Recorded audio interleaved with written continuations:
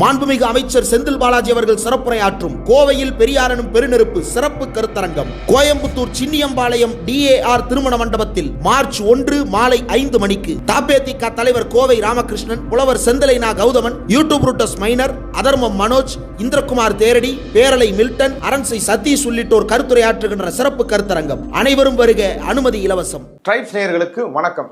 சீமான் வீட்டுக்கு சென்ற போலீசார் மீது தாக்குதல். போலீசாரிடம் மன்னிப்பு கேட்ட சீமானின் மனைவி. விஜயலட்சுமிக்கு தூதுவிட்ட சீமான்.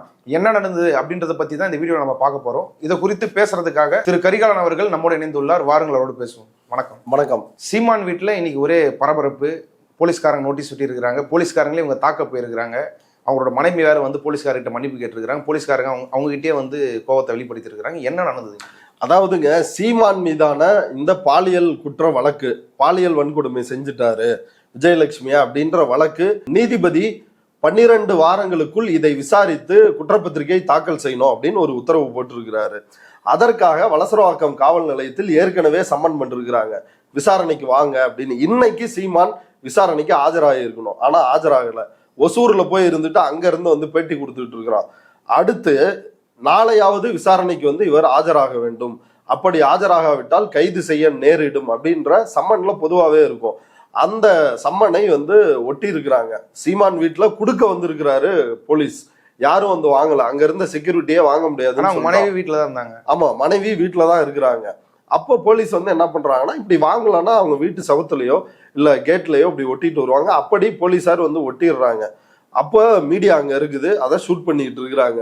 ஒட்டிட்டு போலீஸ் இப்படி நவுந்த உடனேதான் அந்த ஒட்டிய சம்மனோட ஈரம் காய்வதற்குள் சீமான் மனைவியோட தூண்டுதல் பேர்ல நாம் தமிழர் கட்சி நிர்வாகி ஒருத்தன் பூ போட்ட சட்டை வந்து அந்த நோட்டீஸை கிளிக்க ஆரம்பிச்சுட்டான்.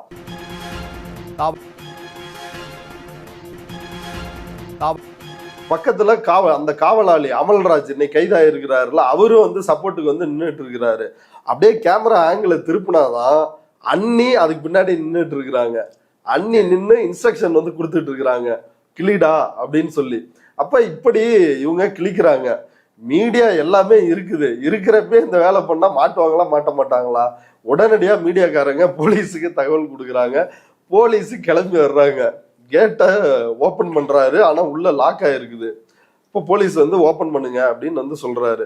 அவர் வந்து பிரவீன் ராஜேஷ் அப்படின்னு நீலாங்கரை இன்ஸ்பெக்டர், நீலாங்கரை ஸ்டேஷன்ல இருந்து போய் தான் இந்த சம்மனை இஷ்யூ பண்ண போயிருக்கிறாங்க. கதவை வந்து திறக்கிறாங்க. திறந்த உடனே அந்த செக்யூரிட்டி காவலாளி அவன் என்ன நினைச்சிட்டான்னா, ஏதோ பிரபாகரனுக்கே நம்ம வந்து மெய்காவல் பணியில இருக்கிறோம், நம்ம வந்து ஒரு கரும்புலி அந்த மாதிரிலாம் வந்து பில்டப்பா நினைச்சு போலீஸோட சட்டையில கையை வச்சு பாக்கெட்டுக்கு பக்கத்துல அதை வந்து பிச்சை எடுத்துடுறான்.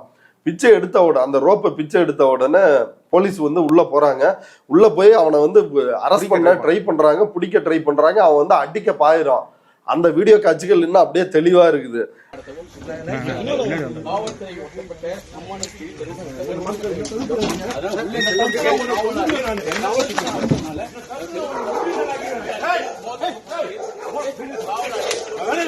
அவனை அரெஸ்ட் பண்ணி இழுத்துட்டு வர்றாங்க. துப்பாக்கி வச்சிருக்கிறான். துப்பாக்கியை வச்சு போலீஸ வந்து மிரட்டான். நான் எக்ஸ் சர்வீஸ் மேனு, என்கிட்ட துப்பாக்கி இருக்குது, என் பாதுகாப்புக்காக நான் இந்த துப்பாக்கியை வச்சிருக்கிறேன் அப்படின்னு போலீஸை மிரட்டான். இது எல்லாமே வீடியோ காட்சி வந்து பதிவா இருக்குது.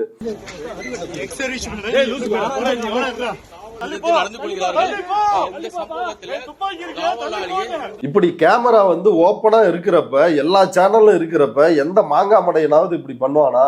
ஆனா சீமான் குரூப் பண்ணும். அதுவும் கயல்வெளி பாருங்க, வீடியோவில் சிக்கிய கயல்வெளி. எதுக்கு வந்து நீ வரணும்?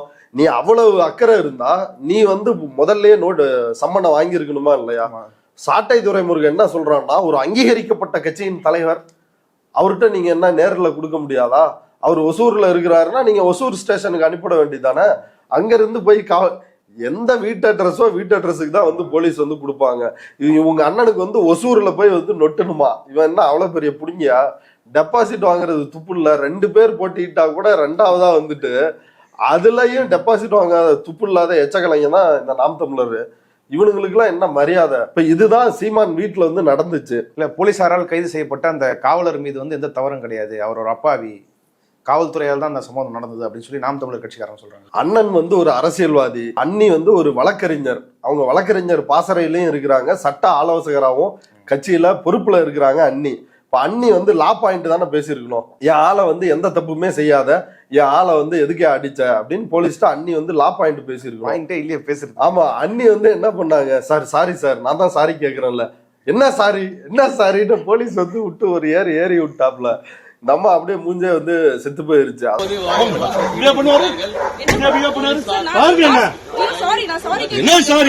அதாவது போய் போஸ்ட் நோட்டீஸ கிளிங்க அப்படின்னு தூண்டி விட்டது இந்த அம்மா. அந்தாண்ட சாரி கேட்டு நல்லவங்க மாதிரி வந்து நடிக்கிறதும் இந்த அம்மா தான்.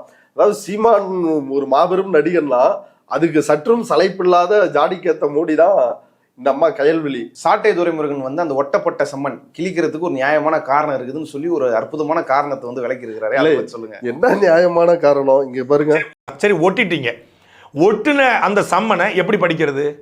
ஒட்டுன சம்மனை வந்து கேட்டில் நின்று படிச்சுட்டு போவாங்களா? இப்போ சம்மன் வந்திருக்குன்னு சொல்லி நாம் தமிழ்ச்சி வழக்கறிஞர் பாசத்துக்கு தகவல் சொல்லணும், சீமானுக்கு தகவல் சொல்லணும். அதை கிழிச்சாதானே சம்மனை அனுப்ப முடியும்.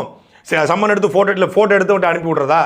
இல்ல வந்து ஒவ்வொருத்தர பார்த்து போறதா? எப்படி கேட்ல எங்க படிக்க முடியும்? கரெக்டா தானே சொல்றாரு. இல்ல ஏங்க போட்டோ எடுக்க முடியாதா? ஏன்டா முட்டா பையில செல்லுல வந்து போட்டோ எடுத்து சீமானுக்கு வாட்ஸ்அப்ல அனுப்ப வேண்டியதானே, பகிரியில அனுப்ப வேண்டியதானே?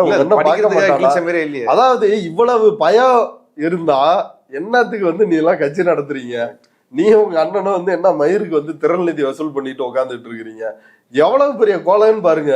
கிழிச்சிட்டானுங்க. கிழிச்சதுக்கு டீச்சர் அவன் என்ன பிடிச்சி கிள்ளிட்டான்ற மாதிரி.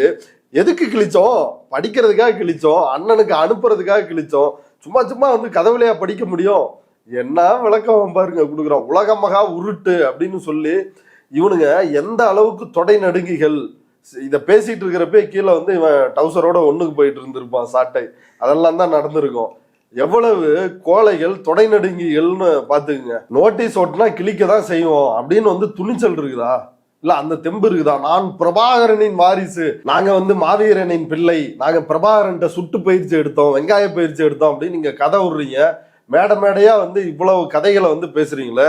தைரியம் இருந்தா, இல்ல அவனுங்களோட பாணியிலே சொல்லணும்னா, உண்மையிலேயே நீங்க நல்ல அப்பா அத்தாளுக்கு பிறந்திருந்தா தில்லா வந்து டே நீ ஒட்டினா நான் கிழிப்பண்டா அப்படின்னு சொல்லு. போலீஸ் சம்மனை கொண்டு வர்றப்பே வாங்கி கிழிச்சு மூஞ்சில எரிஞ்சுப்பாரு. எரிஞ்சினா நீ வந்து ஒரு மாவீரன், நீ வந்து உண்மையிலேயே பிரபாகரனின் பிள்ளை அப்படின்லாம். கிழிச்சதுக்கு சொன்னாம இருங்க காரணம். டேய் எப்படிதான் நடமாடுறானுங்கன்னு தெரியல. ஒண்ணு மன்னிப்பு கடிதம், நீதிமன்றத்துல சாட்டை வந்து மன்னிப்பு கடிதம் எழுதுவான். சீமான் வந்து லீகல் நோட்டீஸ்ல வருண்குமாருக்கு அனுப்பின நோட்டீஸ்ல மன்னிப்பு கேட்டு ஒரு நோட்டீஸ் வந்து பதில் அனுப்புவான். இப்ப இன்றைக்கு வந்து ஒரு அந்தர்பல்ட்டி அடித்திருக்கிறார்கள். இப்ப இவன் வீடியோ போடுவான். அங்க யார் பாதிக்கப்படுவாங்கன்னா சீமான் அவன் வந்து இப்படி ஓடி ஒளிஞ்சுக்கிட்டு ரவுண்ட் அடிச்சுக்கிட்டே இருப்பான். கயல்வெளி போய் கிளிங்கடா அப்படின்னு வந்து தூண்டி விட்டுட்டு கதவுக்கு பின்னாடி வந்து அந்த அம்மா வந்து நின்னுக்கும். ஆனா இதுல பாதிக்கப்பட போறது யாருன்னா இந்த அமல்ராஜ் மாதிரியும் அங்க போஸ்ட் நோட்டீஸை வந்து கிழிச்சிட்டு போலீஸை பார்த்த உடனே பூ போட்ட சட்டை உள்ள ஓடி போய் ஒளிஞ்சால கூடிய அந்த காட்சி அந்த மாதிரி இருந்தா அவங்கதான் வந்து மாட்ட போறாங்க. இப்ப 2 பேர் வந்து கைது, கண்டிப்பா வந்து ரிமாண்ட் 15 நாளாவது இருக்கும். துப்பாக்கியை பயன்படுத்தி கொலை முயற்சி செய்ய முயற்சி இருக்கிறாங்க போலீஸைய. இப்ப இதெல்லாம் வந்து கடுமையான பிரிவுகள் கீழே பதிவாகும். எக்ஸ் சர்வீஸ் மேனா, இதனால அவங்களுக்கு பென்ஷன் இந்த மாதிரி பாதிப்புகள் வந்தாலும் வரலாம்னு நினைக்கிறேன். அப்ப பாதிக்கப்பட போவது யாருன்னா இந்த அப்பாவி தம்பிகள் தான். சீமானுக்கு ஒன்றும் இல்லை. சீமானை வந்து நீ விசாரிக்கிறதுக்காக வலசரவாக்கம் காவல் நிலையத்தில் வந்து கூப்பிட்டுருக்காங்க. அவரு அதை போயிருந்தாருதான் இந்த பிரச்சனை எல்லாம் தவிர்த்து இருக்கலாம்ல. ஏன் அவர் போல? இல்ல வாட்டி வந்து பயங்கரமா போயிருந்தாரு. ஆமா, போன வாட்டி வந்து போய் மாஸ்க் காட்டினாப்ல தலைவன். அங்க வந்து பெரிய அங்க ஈழ போர் நடக்கிறப்ப எதிரியை வந்து சுட்டு வீழ்த்திட்ட மாதிரி கொடியை ஆட்டி சீன் காட்டினான். ஆனா இந்த தடவை போன தடவை என்ன நடந்துச்சு தெரியுமில்ல? இப்ப சம்மன் கொடுத்தாங்க போலீஸ். சம்மன் கொடுத்த உடனே மெசேஜ் போடுறான் வாட்ஸ்அப் குரூப்ல. அவன் கட்சியே வாட்ஸ்அப் குரூப் தானே. உறவுகளே, தாய் தமிழ் உறவுகளே, நாளை வந்து பாலியல் வழக்கில் ஆஜராக போறேன், நீங்களாம் திரட்சியாக வந்து அண்ணனை ஆதரியுங்கள் அப்படின்னு போட்டான். வாய்ஸ் நோட்டு போட்டு அசிங்கப்பட்டான். கொஞ்சம் கூட வெக்கமே இல்லாம உன்னோட சொந்த பிரச்சனை, மாமா கெட்டவன் இல்ல கேடு கெட்டவண்டி அப்படின்னு நீ வீடியோல பேசுனது இருக்குது. இன்னும் உன் கவுண்டர் வரலையே அப்படின்னு வந்து நீ வீடியோல பேசுனது இப்ப வரைக்கும் இருக்குது. அப்படி இருக்கும் பொழுது உன்னோட சொந்த பிரச்சனைக்கு எதுக்காக வந்து கட்சிக்காரங்களை கூப்பிடுற? இப்ப போன தடவையாவது கூப்பிடுறதுக்கு கட்சிக்காரங்க இருந்தாங்க. இந்த தடவை ஒட்டுமொத்த கூடாரமும் கூடாரம் காலி ஆகி விட்டதனால் சீமானுக்கு வேற வழியே இல்லை. ஓடி ஒளிவதை தவிர சீமானுக்கு வேற வழி இல்லை. இல்லைன்னா சீமான் ஒய்ஃபோட போய் போன தடவை ஆஜரான மாதிரி ஆஜராயிருப்பாரு. அதுலதான் வந்து கேடு கெட்டு வெக்கம் கெட்டு இந்த அம்மா வந்து ஒரு பெண்மணியா இருக்கிறாங்க. எவ்வளவு மோசமாக விஜயலட்சுமிய சீமான் சொல்றான், என் ஒய்ஃப் வந்து வருத்தப்பட்டாங்க. எதுக்கு வருத்தப்பட்டாங்க? நம்ம கொள்ளையில பழகிறதுக்கு 1000 பொண்ணுங்க இருக்கிறாங்க, அதுக்கு இவ்வளா உனக்கு கிடைச்சா அப்படின்னு குறவலைய பிடிச்சிக்கிட்டாங்க அப்படின்னு சொல்லி சொல்றாப்புல. இது எவ்வளவு பெரிய அசிங்கம். ஒரு பெண்ணா இருந்துகிட்டு ஒரு பாலியல் வன்கொடுமை வந்து நடந்திருக்குது, அதை எப்படி நார்மலைஸ் பண்ணி, சரி வீட்டுல இருக்கிற கட்சியில இருக்கிற பெண்களை எல்லாம் இவர்கள் என்னவென்று நினைப்பார்கள் அப்படின்ற ஒரு விஷயம் இருக்குது இல்ல. இப்ப சீமான் கட்சியில இந்த சுனந்தா, இந்த நிறைய பேர் இருக்கிறாங்க பெண் நிர்வாகிகள்லாம், அவங்க எல்லாம் நாங்கள் அண்ணனோடு நிற்கிறோம், வெண்ணையோடு நிற்கிறோம் அப்படின்னு வந்து போட்டுட்டு இருக்கிறாங்க. அசிங்கமா இல்ல நீங்களாம்? அந்த அம்மா வந்து சும்மா வந்து 7 தடவை 8 தடவை கருக்கலைப்புன்னா விட்டுருவாங்களா? கூட்டு போய் கீழ்ப்பாக்கம் மருத்துவமனையில வந்து பரிசோதனை நடந்துச்சு.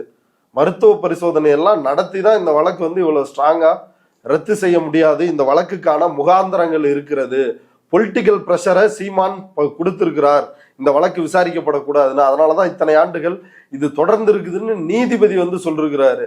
யாருடைய ஆட்சியில? தங்க மங்கை, தங்க தாரகை, இதய தெய்வம், இரும்பு பெண்மணி அம்மாவோட ஆட்சியில தான் அம்மா வந்து இதெல்லாம் செஞ்சு கொடுத்துருக்குறாங்க. அடுத்து சித்தப்பாவும் இதுக்கு உறுதுணையா இருந்திருக்கிறாரு. அதான் ஜெயலலிதாவோட எங்க சித்தப்பா ஆட்சி வந்து சிறந்த ஆட்சின்னு சீமான் சொன்னதுக்கான காரணம் இந்த விஷயம்தான். இப்ப இதுல போய் இன்னைக்கு ஆஜராகி இருக்கணும், போலீஸ் சம்மன் பண்ணிருக்கிறாங்க, ஆனா ஆஜராகல. நாளைக்காவது வந்து ஆஜராகணும் அப்படின்னு சம்மன் ஒட்டுறாங்க. அப்படி ஆஜராகலைன்னா கைது நடவடிக்கை மேற்கொள்ளப்படும் அப்படின்னு ஒரு எச்சரிக்கையோடு சம்மன் ஒட்டுறாங்க. அந்த சம்மனையும் வந்து கிழிச்செறிஞ்சிட்டு போலீஸ் ஸ்டேஷன்ல போய் என்ன தெரியுங்களா விளக்கம் கொடுத்துருக்குறாங்க, எங்களுக்கு கட்சி பணிகள் இருக்கிறது, எங்களுக்கு 4 வார கால அவகாசம் வேணும். நீதிபதி கொடுத்துருக்கிறதே 12 வாரம், 12 வாரத்துக்குள்ள விசாரிச்சு சார்ஜ் ஷீட்டை வந்து கொடுக்கணும். இவர் 4 வாரம் கழிச்சு வருவாராம். மீதி 8 வாரத்துல என்ன விசாரிப்ப? இன்னும் ஒன்னா விசாரிக்கணும். இப்ப விஜயலட்சுமி அவங்கள விசாரிப்பதற்கு, அவங்கள்ட்ட இருந்து வாக்குமூலம் பெறுவதற்காக காவல்துறை வந்து பெங்களூர் வந்து போறதா தகவல் வந்திருக்குது. இப்படி இவ்வளவு விஷயங்கள் இருக்கும் பொழுது விசாரணைக்கு ஒத்துழைக்காமல் இருந்தால் காவல்துறை கைது செய்யாமல் என்ன செய்யும்? இப்ப 4 வாரம் இவருக்கு வந்து கட்சி பணி இருக்குதான். என்ன உனக்கு மயிறு புடுங்குற வேலை 4 வாரம்? ஏன்னா ஓடி ஒளியிறான், பயந்துட்டான். இந்த தடவை வந்து வசமா சிக்க போறோம். இவன் என்ன இந்த தடவை சாட்டை துரைமுருகன் வீடியோ போடுறான், ஒரு அங்கீகரிக்கப்பட்ட கட்சியின் தலைவர், ஒரு அங்கீகரிக்கப்பட்ட கட்சியின் தலைவர். வெக்கமா இல்ல? பாலியல் வன்கொடுமை வழக்குல வந்து சிக்கி இருக்கிறான். உயர் நீதிமன்றம் வந்து இதுல முகாந்தரம் இருக்கு, இத விசாரின்னு வந்து உத்தரவு போடுது. நாண்டுகிட்டு சாவராம வெள்ளை வேட்டி வெள்ளை சட்டையோட வந்து அலைஞ்சிட்டு இருக்கான் வெள்ளைன்னு சொல்லையமா சீமான். இதுல ஒசூர்ல இருந்து பேட்டி வேற சீமான். அங்கீகரிக்கப்பட்ட கட்சியின் தலைவரா? என்ன அங்கீகரிக்கப்பட்ட கட்சியின் தலைவர்னா, நீ பாலியல் குற்றம் செஞ்சா உன்னை வந்து விட்டுருணுமா? போலீஸ் வந்து உன்னை என்ன மரியாதைக்குரிய விதமாக வந்து நடத்தணுமா? இதை விட என்ன உன்னை மரியாதையா நடத்த முடியும்? இவன் சீமான ஒசூர்லயே போய் தூக்கிட்டு வரணும் போலீஸ். இப்ப எனக்கு கிடைத்த தகவல் படி என்னன்னா, இன்னைக்கு இது வெளிப்படையாக இந்த சம்மனை கிழித்து நேரடியாக வந்து போலீஸோட ஒரு ஈகோவை வந்து இவங்க வந்து டச் பண்ணிருக்கிறாங்க. வழக்கமா 3 சம்மன் வந்து எல்லாருக்கும் வந்து கொடுக்கப்படும். 3 சம்மன் வந்து அவங்க அட்டன் பண்ணலனாதான் அதற்கு பிறகு வந்து கைது நடவடிக்கை இருக்கும். ஆனா சீமானுக்கு நாளையே சீமானை கைது செய்யப்படலாம் சீமான் அப்படின்ற ஒரு தகவல் வந்து வெளியாயிருக்குது. சீமான் மட்டும் கைது செய்யக்கூடாது. அந்த கேட்டுக்கு பின்னாடி நின்று தூண்டி விட்டாங்கல்ல, சம்மனை கிளிங்க அப்படின்னு சொல்லி, சீமான் மனைவி கயல்விழியும் வந்து கைது செய்யப்படணும். ஏன்னா தப்பு செஞ்சுட்டு சாரி அப்படின்னு வந்து கேட்குறாங்க. துப்பாக்கியோட இருக்காங்க. அதுல வேற ஒரு உள்நோக்கம். இப்போ வலசரவாக்கம் போலீஸ் ஸ்டேஷன்ல சம்மன் வந்து நீலாங்கரை போலீஸ் வந்து இஷ்யூ பண்றாங்க. அதுதான் வழக்கமான நடைமுறை. எந்த ஸ்டேஷன் பக்கத்துல இருக்குதோ, அந்த லிமிட்டுக்குள்ள இருக்குதோ, அவங்க தான் போய் சம்மனை கொடுப்பாங்க. அந்த வந்தாரு இல்ல இன்னைக்கு பிரவீன் ராஜேஷ்னு நீலாங்கரை இன்ஸ்பெக்டர், அவர் வந்து ராஜீவ்காந்தி குண்டு கொலை வழக்கு இருக்குல்ல, அதுல செத்து போனவங்க, அந்த குண்டு வெடித்ததால் செத்து போன ஒரு காவலாளியினுடைய மகன் வந்து அவரு. அதனாலதான் இப்படி ஒரு வன்மத்தோட நடந்துக்கிறாரு அப்படின்னு அப்படி வேற ஒரு ஆங்கிள் உருட்டுறது. இதெல்லாம் பாருங்க எவ்வளவு பெரிய உலகமகா உருட்டு அப்படின்னு. இவனுங்க பயந்து, எதுக்கு வெக்கமே இல்லாம எதுக்கு கட்சி நடத்துற? அவ்வளவு பயம். ஒரு கேஸை வந்து உன்னால எதிர்கொள்ள முடியலன்னா எதற்காக கட்சி நடத்துற? எங்க அண்ணன் இதை பண்றாரு அதை பண்றாரு, எதுலையுமே எங்க அண்ணனை தடுக்க முடியல. ஒரு திராவிட பாய்ச்சல் வந்து திராவிடத்திற்கு எதிரான ஒரு பாய்ச்சலை எங்க அண்ணன் நடத்திட்டு இருக்கிறாரு. அதனாலதான் வந்து எங்க அண்ணனை பார்த்து பயப்படுறாங்க, கைதுன்றாங்க. உண்மையில் இந்த வழக்கு திமுக அரசால் போடப்பட்ட வழக்கா? விஜயலட்சுமி புகார் கொடுத்து சீமானே அந்த வழக்கை ரத்து பண்ண சொல்லி, அந்த மூல வழக்கை ரத்து பண்ண சொல்லி அந்த வழக்கில் தான் இருக்குது. நீ வந்து என் கூட வந்து இப்போ படுக்கையை பகிர்ந்துக்கலன்னா பான் வெப்சைட்ல என்ன இருக்குதோ அதெல்லாம் அது மாதிரி நான் வீடியோ ஷூட் பண்ணி உன்னை வந்து ஆன்லைன்ல அனுப்பிச்சிருவேன் அந்த வீடியோ எல்லாத்தையும் அப்படின்னு வந்து லிட்ரலாக வந்து இந்த சீமான் வந்து மிரட்டினாரு. அப்ப அந்த வழக்குக்கு என்ன ப்ரொசீஜரோ அதை தான் வந்து போலீஸ் வந்து ஃபாலோ பண்ணிருக்கிறாங்க. அப்படி இருக்கும் பொழுது போலீஸுக்கு வந்து ஒரு உள்நோக்கம் வந்து கற்பிக்கிறாங்க. எதுக்கு தான் வந்து இந்த ஈழம் இந்த மாதிரி பிரச்சனைகளை வந்து கேடயமா பயன்படுத்துவானுங்கன்னு பாருங்க. இதுல வந்து பயன்படுத்துறான் சீமான். ஈழப்போர் அங்க வந்து உச்சத்தில் இருக்கும் பொழுது, அங்க வந்து இலங்கையில நம்ம தமிழ் மக்கள் வந்து கொன்று குவிக்கப்பட்டு கொண்டு இருக்கும் பொழுது, இவன் மதுரை ராயல் கோர்ட் ஹோட்டல்ல ரூம் போட்டு விஜயலட்சுமிக்கு ஃபிளைட் டிக்கெட் போட்டு வர வச்சு அவங்கள பாலியல் வன்கொடுமை செஞ்சிருக்கிறான். கல்யாணம் பண்ணிக்கிறேன் அப்படின்னு சொல்லி அத்துமீறலில் பாலியல் அத்துமீறல்ல ஈடுபட்டு 7-8 முறை கருக்கலைப்பு, கிட்டத்தட்ட வந்து கொலை பண்ணிருக்கிறான். இவன் 7-8 கொலை பண்ணிருக்கிறான். இந்த அயோக்கியம் இது சட்டவிரோதமானதா இல்லையா? இப்ப இவ்வளவையும் வந்து பண்ணிட்டு இதுக்கு பேரிகேடா எதை வைக்கிறான்னா ஈழத்தை வைக்கிறான். நாங்க வந்து அவ்வளவு துப்பாக்கிகளுக்கு இடையில வந்து பிரபாகரனை போய் பார்த்தவங்க, எங்க அண்ணனை சந்திச்சு வந்தேன். நாங்க 1 லட்சம் பேர் ஈழ மக்களை பலி கொடுத்தவங்க. அந்த துயரத்தை விட இதெல்லாம் எங்களுக்கு ஒரு அதையே பார்த்தவங்க அப்படின்றது. அதுக்கும் இதுக்கும் என்ன இருக்குது? வெக்கமா இல்ல? 1.5 லட்சம் பேர் வந்து செத்து போயிருக்கிறான். நீ சொல்ற விடுதலை புலிகள் ஒட்டுமொத்தமா வந்து அந்த போர்ல தியாகம் பண்ணி எல்லாரும் வந்து செத்து போயிருக்கிறான். உன் பாலியல் பொறுக்கித்தனத்துக்கு நாம் தமிழர் கட்சிக்காரெல்லாம் யோசிச்சு பார்க்கணும்.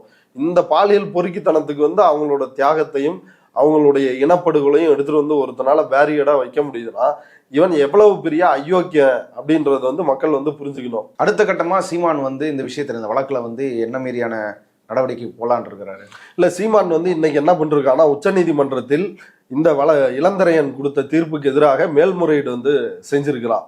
அந்த சுப்ரீம் கோர்ட்ல அது மண்டே வந்து விசாரணைக்கு வரும் அப்படின்னு வந்து எதிர்பார்க்கிறாங்க. அப்ப அந்த இடைப்பட்ட காலத்திற்குள் தப்பிக்க வேண்டும் அப்படின்ற ஒரே காரணத்துக்காக தான் இப்போ வந்து சீமான் ஓடி ஒளிஞ்சிட்டு இருக்கிறான். இந்த இடைப்பட்ட காலத்திற்குள் சீமானை கைது செய்யலாம் அப்படின்னு தமிழ்நாடு காவல்துறை வந்து ஒரு திட்டத்திலையும் இருக்கிறாங்க. இது ஒரு புறம். இன்னொரு புறம் சீமான் என்ன பண்றான்னா, விஜயலட்சுமிக்கு தூது விட்டு இருக்கிறான். மாமா ரொம்ப நல்லவன், மாமா கெட்டவனும் இல்லை கேடு கெட்டவனும் இல்லை, மாமா ரொம்ப நல்லவன், ஒரு அங்கீகரிக்கப்பட்ட கட்சியினுடைய தலைவனா இருக்கிறேன், மாமாவை நீ இப்படி அசிங்கப்படுத்தலாமா அப்படின்னு விஜயலட்சுமியிடம் தூது விட்டு அந்த வழக்குல இருந்து அவங்கள பின்வாங்க. 2 நாளைக்கு முன்னாடி கூட சமாதான பேச்சுவார்த்தைக்கு நீங்க ஆட்களை அனுப்பிச்சுட்டு இன்னைக்கு அப்படியே பிரஸ் கிட்ட வந்து அந்த பொம்பளை அவ அப்படி இப்படி அப்படின்னு இன்னைக்கு கூட துரோகம் பண்றீங்களா? அதாவது இவன் வந்து என்ன நினைச்சான்னா, வழக்க வாபஸ் வாங்கிட்டாங்க, அவங்க வலசரவாக்கம் போலீஸ் ஸ்டேஷன்ல வாபஸ் வாங்குறேன்னு சொல்லி எழுதி கொடுத்துட்டாங்கல்ல, அப்படின்னா வழக்கை கைவிட்டு விடுவார்கள் அப்படின்னு வந்து சீமான் நினைச்சிருக்கான். அது மற்ற வழக்குனாதான் அப்படி. இது வந்து பாலியல் வன்கொடுமை வழக்கு, பெண்களுக்கு எதிரான வன்கொடுமை தடுப்பு சட்டத்தின் கீழ் இந்த வழக்கு பதிவு செய்யப்பட்டிருக்குது. அப்ப சும்மா விடுவாங்களா? அப்ப கண்டிப்பாக இந்த அந்த பாதிக்கப்பட்டவர் புகார் அளித்தவர் வாபஸ் பெற்றாலும் இதுல போலீஸ் வந்து விசாரிப்பாங்க. விஜயலட்சுமி நினைச்சாலும் இதை காப்பாற்ற. ஆமா, ஏன்னா இவர் ஆல்ரெடி நீதிமன்றம் வந்து தீர்ப்புல சொல்லியிருக்க, உயர் நீதிமன்றம் இவர் வந்து பொலிட்டிக்கல் பிரஷர் கொடுத்திருக்கிறாரு.